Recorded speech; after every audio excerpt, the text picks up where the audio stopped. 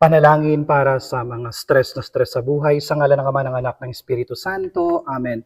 Makapangyarihang Diyos, nagpapasalamat po kami sa biyaya ng buhay, sa biyaya ng bagong araw. Panginoon, sa araw na ito, itinataas namin sa iyo ang lahat ng mga taong stress na stress sa buhay.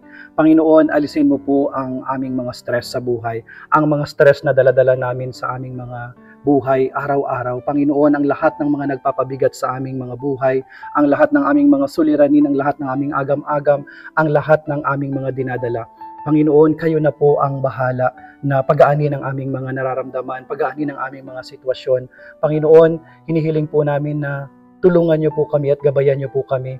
Bigyan niyo po kami ng mga tao, bigyan niyo po kami ng mga lesson na gagabay sa amin upang mapagtagumpayan namin ang aming mga pinagdadaan ng stress.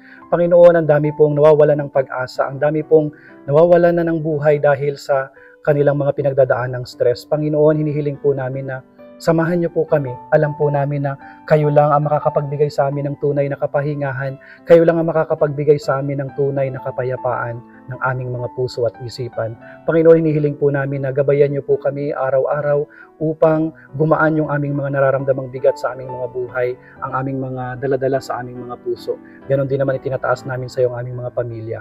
Ito hinihiling namin kay Kristo na aming Panginoon. Amen. Sumainyo ang Panginoon at pagpalain kayo ng makapangyarihang Diyos Ama, Anak at Espiritu Santo. Amen.